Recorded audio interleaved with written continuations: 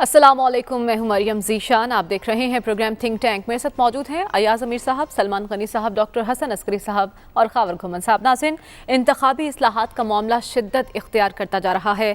हुकूमत हर सूरत ये bill parliament से मंजूर करवाना चाहती है। इसी मकसद के लिए पार्लियामेंट का मुश्तरका इजलास 13 सितंबर को होगा, जिसका बाइकआउट करेगी PDM। उनकी जानिब से ये ऐलान किया गया है, जबकि 13 सितंबर को ही चीफ इलेक्शन कमिश्नर ने हुकूमती इल्ज़ामात पर इलेक्शन कमीशन का एक खुसूसी इजलास भी तलब कर लिया है। एक तरफ हम देख रहे हैं कि हुकूमत चीफ इलेक्शन कमिश्नर पर अदम एतमाद का इजहार कर रही है, उनके इस्तीफे का मुतालबा कर रही है, जबकि दूसरी तरफ ये मामला अदालत में भी चला गया है, जिस पर समाअत अब बुध यानी कि 15 सितंबर को होगी और 15 सितंबर को ही वजारत साइंस एंड टेक्नोलॉजी और इलेक्शन कमीशन टेक्निकल कमेटी के अरकान की मीटिंग भी होगी, जिसमें एतराज़ात से मुतालिक बात की जाएगी। तो ये मामला क्या रुख इख्तियार करेगा, इसी पर बात करेंगे। अया साहब, चीफ इलेक्शन कमिश्नर पर इस्तीफे के लिए दबाव, इस मामले का अदालत चले जाना, जॉइंट सेशन से बिल मंजूर करवाना, इंतखाबी इस्लाहात का ये मामला कोई शक्ल इख्तियार करता नजर आ रहा है आपको, या सियासत के नजर हो जाएगा ये भी? नहीं, क्यों से हम एक तो उसे ओवर ड्रामेटाइज कर रहे हैं इस सारे मसले को। और जो जैसा आपने कहा जी, election commission, chief election commissioner ने भी इजलास बुला लिया है। भाई आप कौन है? आप कोई सियासी फरीक हैं? आप किसी सियासी जमात की नुमाइंदगी कर रहे हैं? आप अपने रिश्तेदारियां निभा रहे हैं? उनका रवैया बिल्कुल गलत है।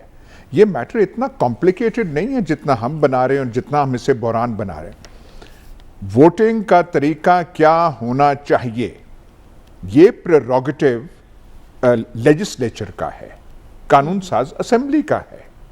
वो चाहे कहे जी कि हमने वोटिंग करानी अगले इलेक्शन में, समुंदर के बीच में आप पर्चियां डालेंगे और फिर हम उसे माहीगीरों से निकालेंगे, ये प्रेरोगेटिव पार्लियामेंट का है। दूसरे जो मुतलका इदारा है इलेक्शन कमीशन, उसके तहफ़्फ़ुज़ात हैं, रिजर्वेशंस हैं, कोई राय है तो वो दे सकती है।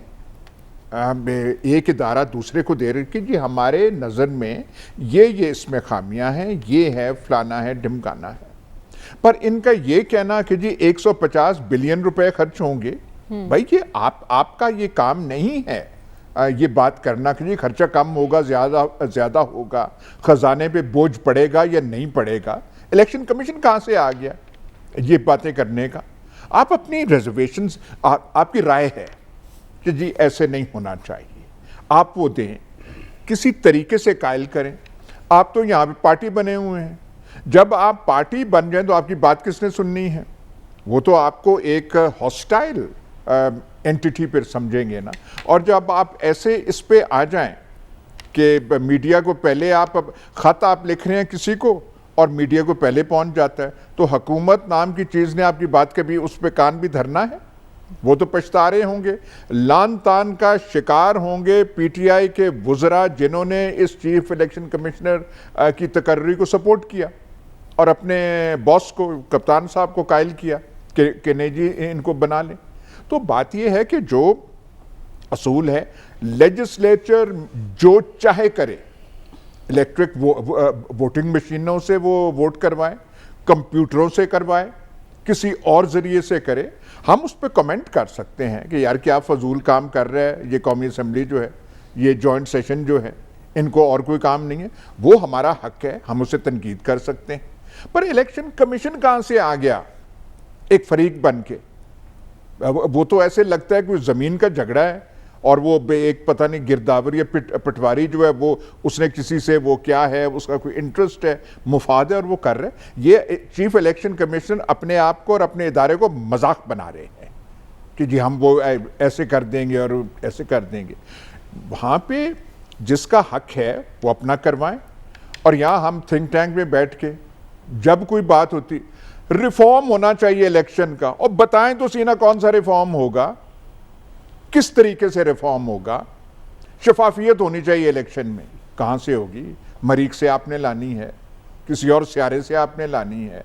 कोई तरीकाकार बताना चाहिए ना कि जी लास्ट इलेक्शन चुरा लिया गया था, ठीक है, फलाने प्राइम मिनिस्टर जो है सिलेक्टेड हैं, चलें जी आइंदा आपने एहतमाम करना है, आप कोई तजवीज़ दें, ठीक, बात करें, क्रिटिक दें कि जी ऐसे होना चाहिए, ये होना ठीक है, चाहिए। तजवीज़ तो ये इलेक्शन मजाक कमीशन की बन रहा जानिब से भी सामने आई है। जो खत लिखे उन्होंने कायमा कमेटी को, उनका कहना है कि पहले आपने अगर तजुर्बा करना था तो ज़िमनी इलेक्शन में तजुर्बा करें, उसके बाद आप आम इंतखाबात की तरफ जाएं। लेकिन सलमान साहब, आपको आने वाले दिनों कौन में है कहने वाले? भाई मैं फिर वो बात कर रहा हूं, ये कौन है कहने वाले कि आपको तब करना चाहिए था, तब करना चाहिए था? ये कौन है कहने वाले? ठीक है, आपकी नजर में इलेक्शन कमीशन को पार्टी नहीं बनना चाहिए। सलमान साहब, आप क्या कहेंगे? जिनको खुद तैनात किया, उनकी तैनाती के खिलाफ आप क्या देख रहे हैं? अब अदालत से रुजू कर रहे हैं ये लोग? जहां से खत्म हो रही है कि जी अगर इलेक्शन कमीशन एतराज़ करने वाला कौन होता है,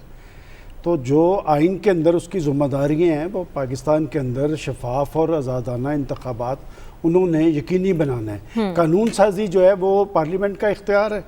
अब पार्लियामेंट के अंदर जब हम ये कहते हैं कि जी शफाफ इंतखाबात की ज़िम्मेदारी पार्लियामेंट की है, तो ये पाकिस्तान के अंदर जो बड़ा क्राइसिस जिसका जिक्र कल भी हुआ है और अब भी मैं ये कह रहा हूँ कि हमेशा जमहूरी ममालिक के अंदर जब इंतखाबात होते हैं तो वो मुल्कों के अंदर इस्तेहकाम लेके आते हैं। एक हुकूमत बनती है, हुकूमत के पास मैंडेट होता है, वो उस मैंडेट के मुताबिक आगे चलती है, अपनी पॉलिसीज़ पे, अपने इक़दामात की वजह से वो लोगों की अदालत में सरखरू होने की कोशिश करती है।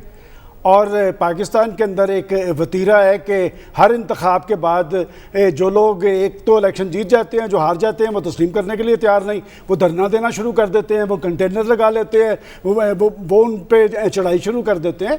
तो इस मसले का किसी न किसी जगह पे कोई हल निकलना चाहिए। और बात यह कि हम सारे यहाँ पर बैठ के कहते हैं कि ये पार्लियामेंट किस मर्ज़ की दुआ है, तो पार्लियामेंट अगर इस मर्ज़ की दुआ है कि आप अपनी अक्सरियती राय से कोई कानून बना सकते हैं, तो बात यह कि जिस पार्लियामेंट के अंदर आप अक्सरियती राय से एक कानून बना लेंगे, वो इलेक्शन तो पहले रोज से कंट्रोवर्शियल हो जाएगा। तो इस तरह की चीज़ें जो सिस्टम के साथ मुंसलिक हों, जिसमें सिस्टम की मजबूती हो, सिस्टम में इस्तेहकाम लाना हो। मैंने कल भी मिसाल दी थी कि मैंने कुछ इदारों के नाम लिए थे कि वहाँ पर भी इंतखाबात होते हैं। मैंने कभी आज तक नहीं सुना कि हमारे अपने प्रेस क्लब के इलेक्शन है, कभी किसी ने एतराज़ नहीं किया। तो जब पाकिस्तान के अंदर जो एक जमहूरी ममलिकत है वहाँ पर इंतखाबात होते हैं, तो इंतखाबात के बाद हर अपोजिशन उस पर चढ़ाई शुरू कर देती है। तो इस मसले का हल निकालना चाहिए। और ये बात जो अपोजिशन में होते हैं वो हुकूमत को टारगेट करते हैं, हुकूमत कहती है कि हम जो चाहेंगे। अब देखना, अभी कुछ देर पहले शिबली फराज साहब ने कहा कि जी हमने तो ये फैसला कर लिया है और हम तो आप कर लें। तो बात एक उस दिन के बाद से वो दर्जा हरारत कम नहीं होगा, वो दर्जा हरारत तो बड़ा रहेगा। वो 2 साल पहले एक ऐसी कैफियत तारी हो जाएगी और ये सिलसिला इस तरह चलने वाला नहीं है। और जहाँ तक इलेक्शन कमीशन की बात है, इलेक्शन कमीशन एक आईनी अदारा है। इलेक्शन कमीशन को अगर कोई फेडरल मिनिस्टर बैठ के कहता है कि हम आग लगा देंगे, तो ये भी कोई तर्ज अमल दुरुस्त नहीं है। उस फेडरल मिनिस्टर को भी पूछना चाहिए कि आप तो रियासती इदारों की उन्हें हर हवाले से मुकद्दम करने की बात करते थे, उन्हें मजबूत बनाने का अज़म जाहिर करते थे, उनके वकार की बात करते थे। तो ये अदारा भी एक आइनी अदारा है। इस आइनी अदारे की भी कुछ जिम्मेदारी हैं और उस जिम्मेदारियों से उन्होंने सरखरू होना है। तो हम बैठ के, हमें कल को कोई कहे जी आप कौन होते हैं बैठ के पाकिस्तान के अंदर जो इंतखाबात होते हैं उसमें राय देने वाले, तो बात है कि ये पाकिस्तान के अंदर इंतखाबात का सिस्टम आज़ादाना होना चाहिए, शफाफ होना चाहिए और इसके नतीजे में बनने वाली हुकूमतों को कोई चैलेंज ना कर सके, ताकि पाकिस्तान आगे की तरफ बढ़ सके। ये जो हर इलेक्शन के बाद एक इंतशार और खलफशार की सूरत हाल है, ये तारीख बड़ी अच्छी नहीं है पाकिस्तान के हवाले से, इसने बड़ा नुकसान पहुँचाया है। एक प्राइम मिनिस्टर एक साहब उठते हैं, वो कंटेनर लगा लेते हैं, वो 5 साल यहाँ पर पाकिस्तान के अंदर एक महाजराई और तनाव की कैफियत जारी रखते हैं।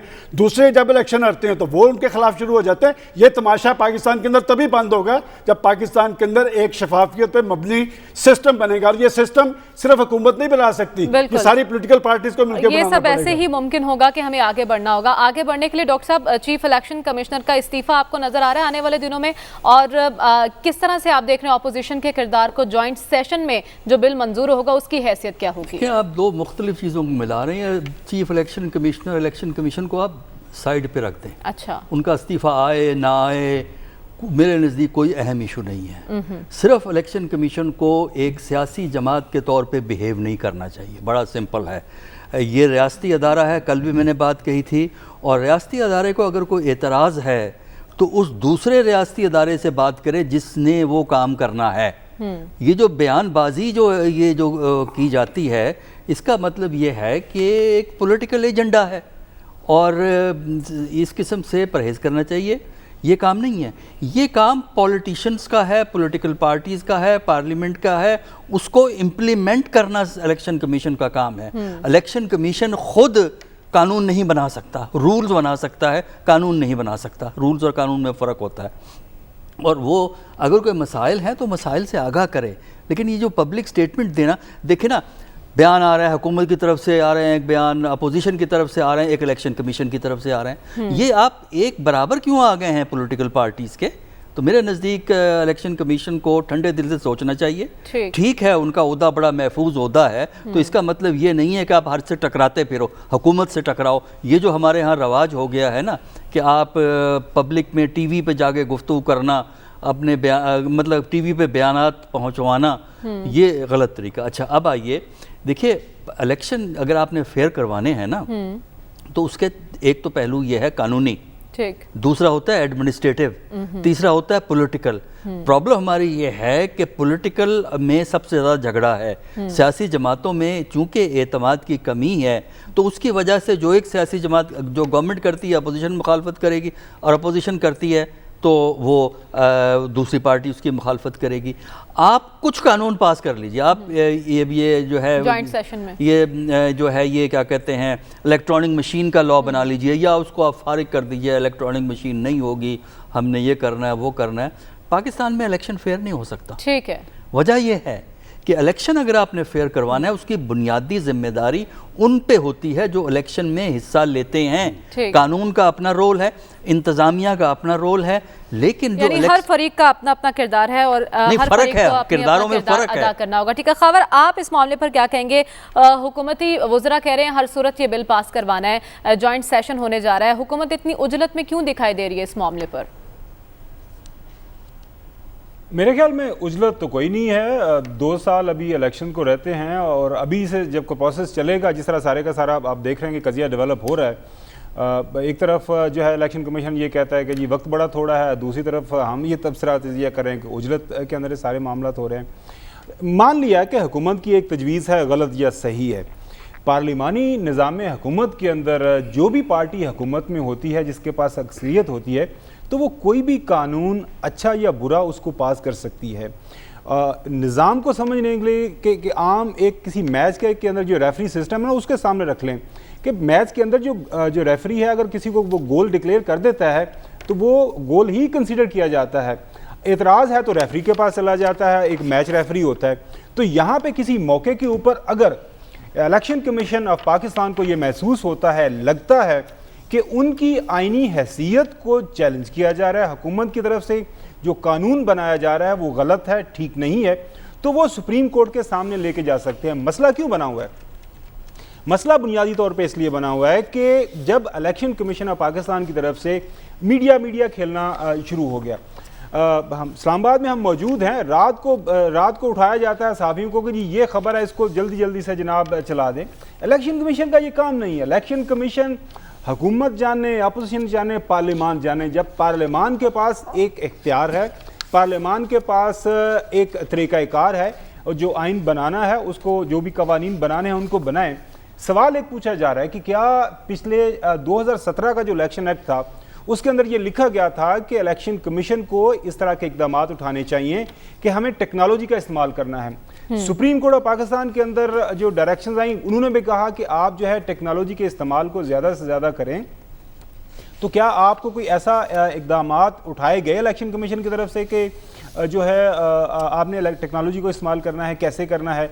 जो बात कर रहे हैं हमारे जो है साइंस एंड टेक्नोलॉजी के मिनिस्टर की, उन्होंने कहा ये एक प्रोटोटाइप एक मशीन है, हम ये नहीं कह रहे कि यही मशीन इस्तेमाल करें।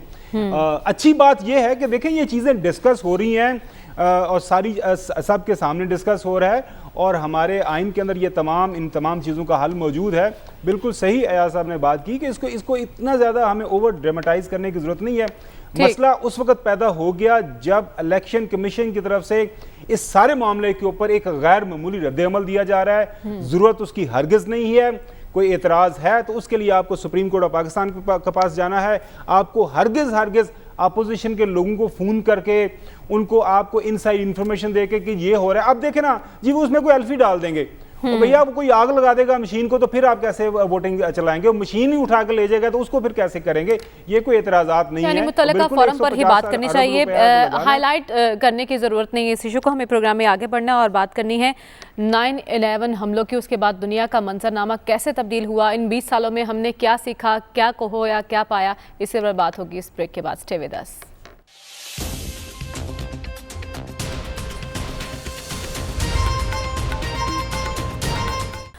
वेलकम बैक नाजरीन। 11 सितंबर को अमेरिका पर होने वाले हमलों ने पूरी दुनिया का नक्शा बदल कर रख दिया। इस वाक़े के बाद आलमी सतह पर पॉलिसियों में तब्दीली आई और मुसलमानों के खिलाफ तफरीक और सेंसरशिप में भी इजाफा हुआ।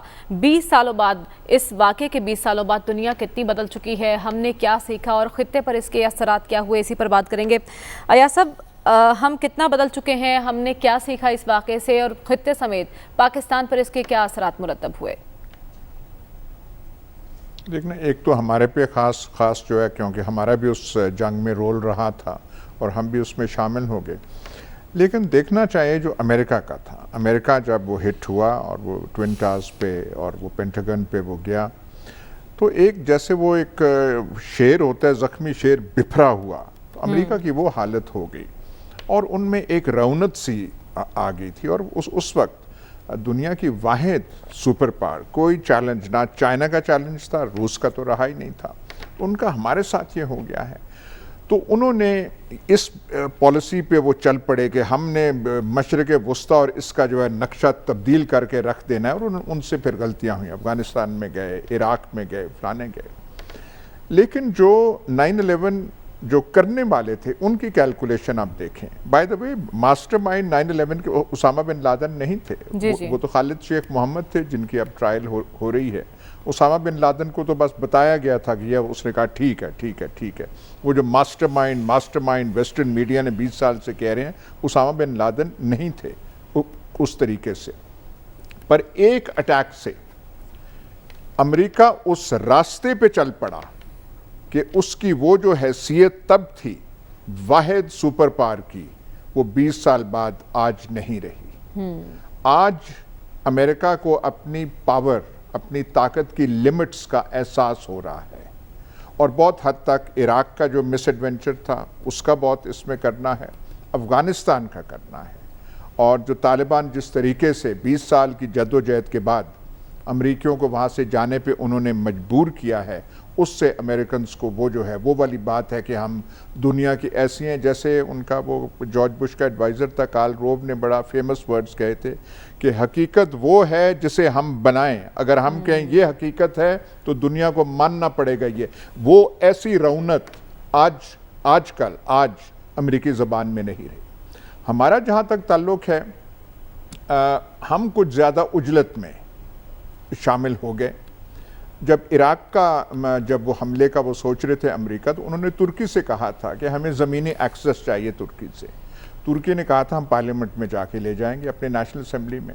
नेशनल असेंबली तुर्की फैसला हुआ कि $25 बिलियन अमेरिका दे तो फिर हम लैंड एक्सेस देंगे। अमेरिका बिल्कुल चुप हो गया, उसके बाद उन्होंने लैंड एक्सेस की बात नहीं की। वो तो जो यहाँ पे बहुत सारी किताबें भी लिखी जा चुकी हैं कि अमेरिकी डिमांड इतने थे, और उन्होंने, जैसे आप एक दुकान पे जाके वो थोड़ा सा आप वो बार्गेनिंग करते हैं, तो उन्होंने डिमांड ज़्यादा दी है, हम सारे के सारे मान गए। एक चीज़ अभी तक पाकिस्तान में नहीं आई, तब हमारे जो DG ISI थे वो वहाँ पे अमेरिका में थे उस दिन जिस दिन 9/11 का ये हुआ था, और हमारी बड़ी एक होनहार सफ़ीर भी थी।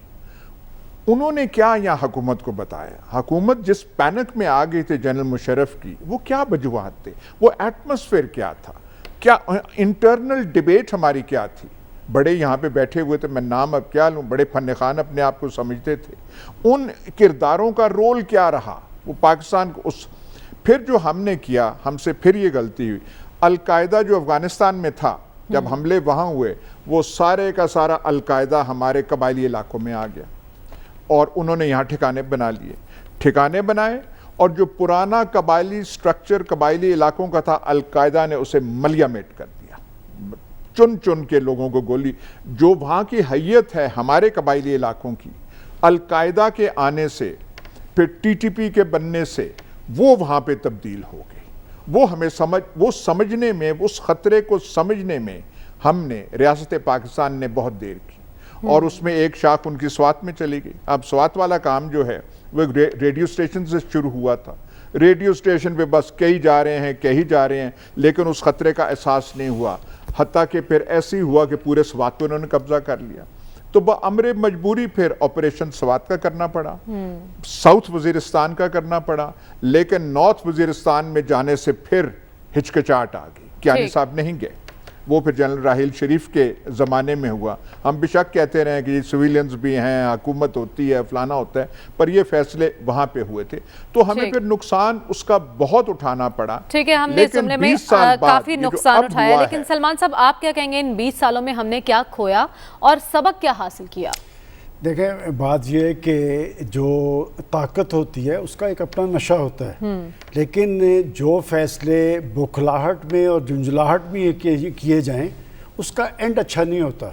जैसे भी जिक्र किया गया है कि उस वक़्त सिर्फ अमेरिका नहीं था, उस वक़्त सारी दुनिया, हम भी उनके साथ थे, और अफ़गानिस्तान के पहाड़ों को अमेरिका समझता था कि उसकी छतरी तले अब चलना पड़ेगा, लेकिन ऐसा नहीं हुआ।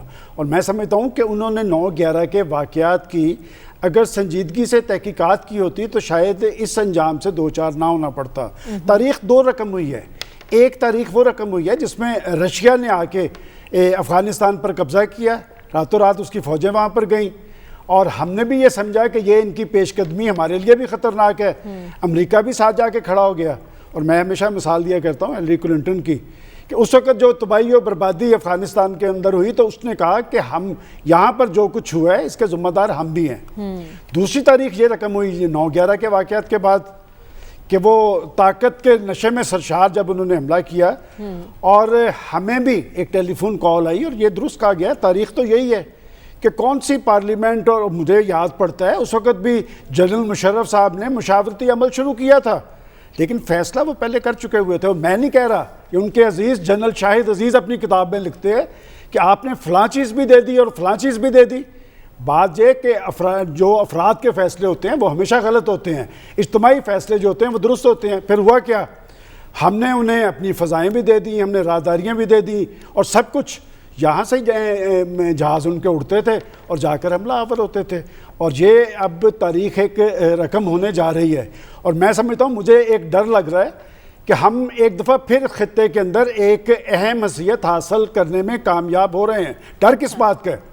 देखिए, बात यह कि पाकिस्तान ने एक लाइन ली और पाकिस्तान ने एक ज़िम्मेदार मुल्कत होने का सबूत दिया, किसी के साथ फरीक बनने से इनकार किया, और यही कहा कि जी वहाँ पर एक ऐसी हुकूमत बननी चाहिए जिससे वहाँ पर अफ़गानिस्तान के अंदर अमन और इस्तेहकाम भी हो और ख़ित्ते के ममालिक। देखिए, आज 5 ममालिक के इंटेलिजेंस चीफ्स का एक इजलास हुआ है इस्लामाबाद में, और उसमें रूस भी था, चीन भी था, ताजिकिस्तान भी है, ईरान भी है, पाकिस्तान।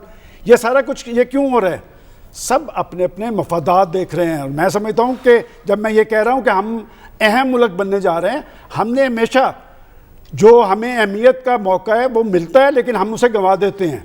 और अब भी ये जो मैं कह रहा हूँ कि अहम मुल्क बनने जा रहे हैं, इसमें पाकिस्तान के अंदर सियासी इस्तेहकाम नागुज़ीर है।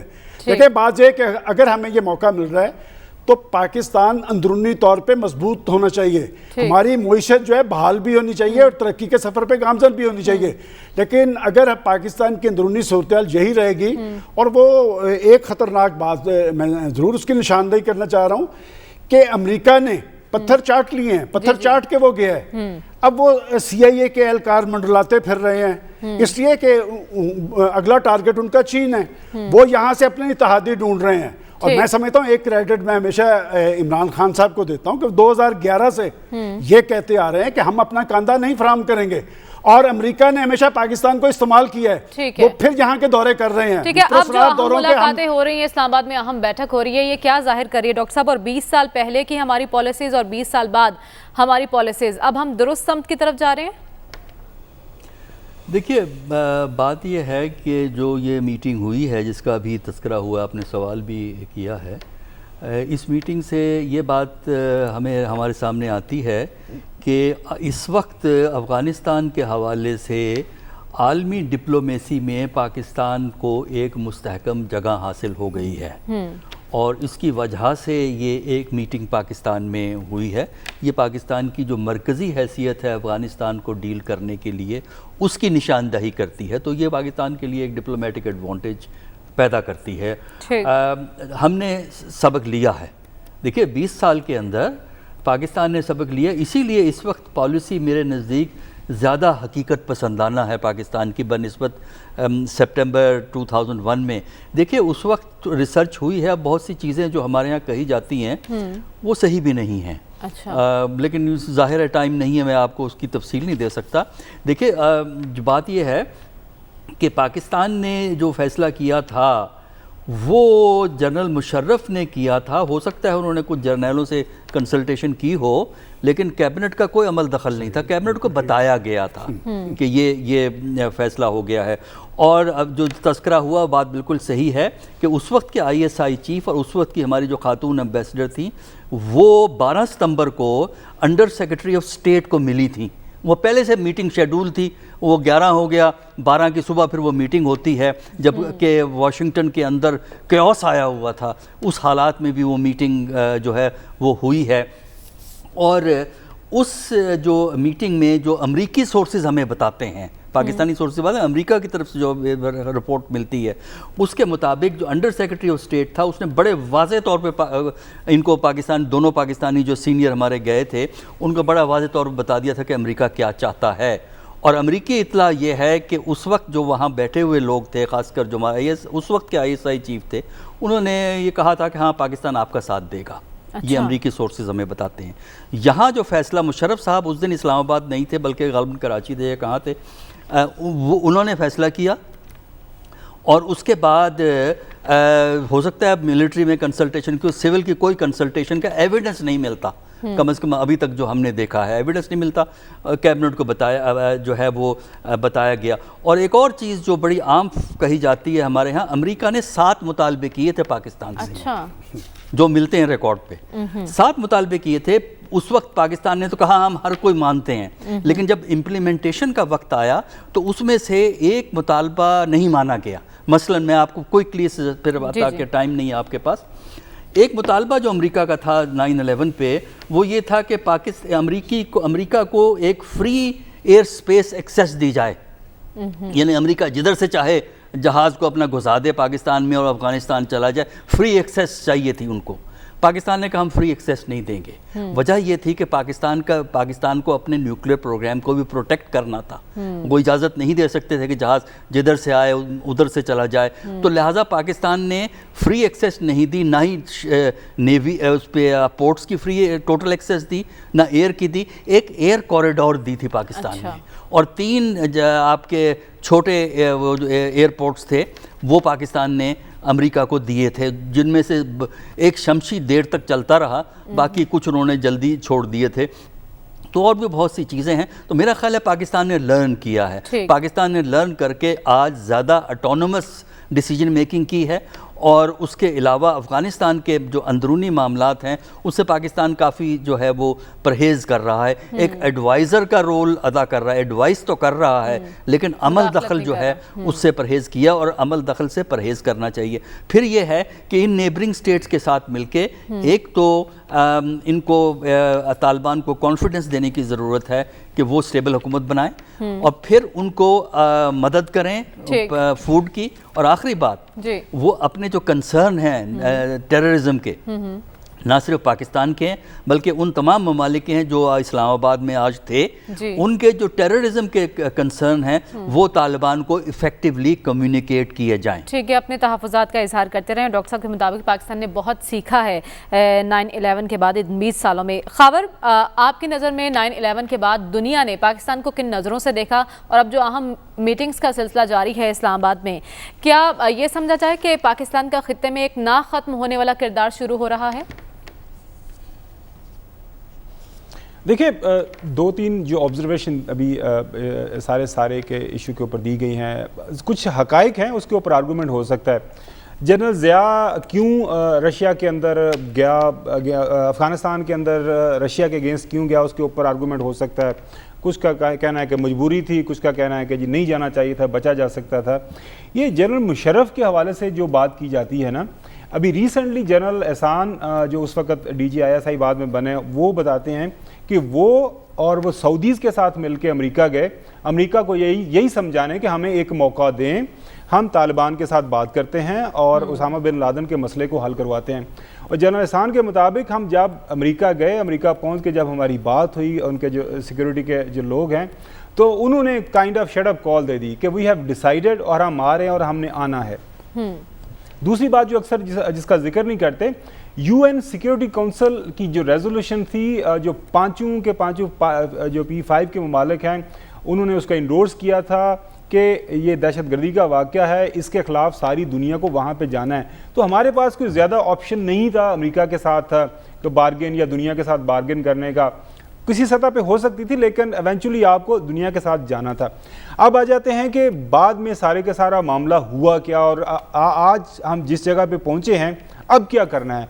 देखें, इसमें कोई दूसरी राय नहीं है। जो आपका सवाल है बुनियादी तौर के ऊपर कि पाकिस्तान एक फितरी हमसाया है अफ़गानिस्तान का, हमारा 2500 किलोमीटर से ज़्यादा उनके साथ बॉर्डर है, और जिसकी वजह से वहाँ अफ़गानिस्तान के अंदर हालात अच्छे होंगे तो हमारे ऊपर अच्छा असर पड़ेगा, अफ़गानिस्तान के अंदर अगर हालात ख़राब होंगे तो हमारे ऊपर उसका ख़राब असर पड़ेगा, इसमें कोई दो राय नहीं है। अब मामला ये है कि अफ़गानिस्तान के अंदर अगर हालात खुदा न खास्ता ख़राब होते हैं, जो कि फ़िलहाल हमें लग रहा है, इकनॉमिक जो कोलैप्स है, अगर अमेरिका नहीं मानता, अगर IMF नहीं मानता, अगर वर्ल्ड बैंक नहीं मानता, अगर उनके जो पैसे हैं डॉलर्स की शक्ल में पड़े हुए दुनिया के अंदर वो नहीं मानते, तो ये जो ऑलरेडी हमारे ऊपर असर आ रहा है, डॉलर ऊपर चल रहा है, तो हमें तो वो जो अफ़गानिस्तान के अंदर चीज़ें इस्तेमाल होनी है उसकी इंपोर्ट का भी हमें सारे का सारा जो बोझ उठाना पड़ेगा। जो डॉलर की वहाँ पे जो मांग पड़ी जो बढ़ गई है अफ़गानिस्तान के अंदर, उसका भी इम्पैक्ट हमारे ऊपर आएगा। तो हमारे लिए बड़ा ज़रूरी है, जो आज भी कोशिश हुई है इस्लामाबाद के अंदर, कि हम हमसाया ममालिक के साथ मिलके, एक तो ये है कि जाके तालिबान के साथ बात हम कर भी रहे हैं और उनको तालिबान को बताएं कि दुनिया आपको किस नज़र से देख रही है, क्या दुनिया की डिमांड्स हैं, और ये है कि जो खिते के ममालिक हैं, रशिया, चाइना, ईरान, पाकिस्तान, तुर्की, कजाकिस्तान, तुर्कमेनिस्तान, कि वो क्या, उनके क्या कंसर्न है, वो क्या आपसे क्या चाह रहे हैं। तो अगर ये कंसर्न तालिबान सुन लेते हैं, तालिबान के साथ मामला हल हो जाते हैं, तो जब खिते के जो ममालिक उनको मान लेंगे तो फिर दुनिया के पास जाने के लिए उनके पास एक केस होगा। ठीक है, तुम्हारे पैनल के मुताबिक खारजा महाज पर सिफारती सतह पर हम दुरुस्त सम्त में हैं और हमने माजी से सीखा है। अंदरूनी इस्तेहकाम के लिए हमें क्या करना होगा, ये सवाल अपने पैनल के सामने रखूंगी इस ब्रेक के बाद। Stay with us.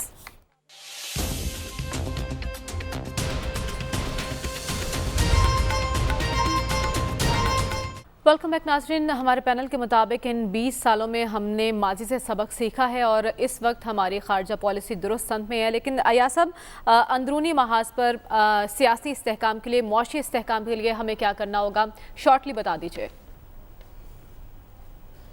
हाय, जब ये हम सियासी इस्तेकाम का कहते हैं वो तो मतलब ये निकलता है, ओए नवाज शरीफ की केस ख़त्म कर दें, मरीम नवाज की ताजपोशी कर दें, ओमनी ग्रुप का ख़त्म कर दें, सियासी इस्तेकाम आ जाए। हम मांगी मुकम्मल है, इतने 30 साल में नहीं हुई जितनी सिविलियन और मिलिट्री सेक्टर्स में आज। और क्या चाहिए? मैशत हमारी ख़राब है, मैशत पे हमें कुछ करना चाहिए। थोड़ा बहुत जो पैसा है पाकिस्तान का, या वो प्लॉटों पे लग रहा है या शादी हॉलों पे लग रहा है, उसे हमें तब्दील करना चाहिए। ज़रात को इधर ठीक कर दें। आधी चीज़ ज़राती मुल्क है, खाक ज़राती मुल्क है, आधी चीज़ें हमें इंपोर्ट करते हैं, तो उस पर हमें ध्यान देना चाहिए। ठीक है सलमान साहब, आपकी नज़र में क्या करना होगा? देखें, बात ये कि जैसे ये कहा गया कि बैरूनी जो चैलेंजेस हैं उसके हवाले से तो पाकिस्तान के अंदर कंसेंसस है। जब आप मुआशी इस्तेहकाम की बात करते हैं तो मुआशी इस्तेहकाम बयानात से नहीं होगा, उसके लिए संजीदगी जाहिर करनी होगी। और ये ऐसे नहीं होगा कि आप कहें कि जी मुआशी अशारिया हमारे ऊपर जा रहे हैं और कौम का बुरकस निकल रहा हो। तो जब तक आप कौम से सच नहीं बोलेंगे, ना पाकिस्तान के अंदर सियासी इस्तेहकाम आएगा। और जिनकी बात की गई है कि जी उनको यहाँ पर लाना है, और मुसल्लत की जाने वाली भी जो हुकूमतें होती है उन्हें डिलीवर करना पड़ता है। ये नहीं होता कि वो फरेबे जिंदगी है, सारों की जिंदगी के सारों की वजह से वो चलते रहेंगे। ठीक है डॉक्टर साहब, आपकी नज़र में क्या फैक्टर्स हैं? देखिए, पाकिस्तान को जो इस वक्त बड़े चैलेंज हैं वो अंदरूनी हैं। ठीक। और उसमें एक तो इक्तसादियात जब तक आप ठीक नहीं करेंगे, आपके डोमेस्टिक फॉरेन पॉलिसी ऑप्शन नहीं बढ़ सकते। दूसरे, आपकी इक्तसादियात का मकसद अवाम की बेहतरी, अवाम की फलाह और माशरे की तरक्की होना चाहिए। ठीक है, खबर आप क्या कहेंगे? टाइम वक्त है कम है हमारे पास। मैं सिर्फ इतना ही कहूँगा सलमान गनी साहब को, मुसल्लत किए गए या इलेक्टेड हुए सिलेक्टेड हुए, एक जरा सब्र सर लोगों का भी कोई ख्याल करो, हजूर लोगों का भी ख्याल करो। ठीक है, हमारे प्रोग्राम का वक्त खत्म हो जाता है। आपसे इंशाल्लाह कल मुलाकात होगी। अपना बहुत ख्याल रखिएगा। अल्लाह हाफिज।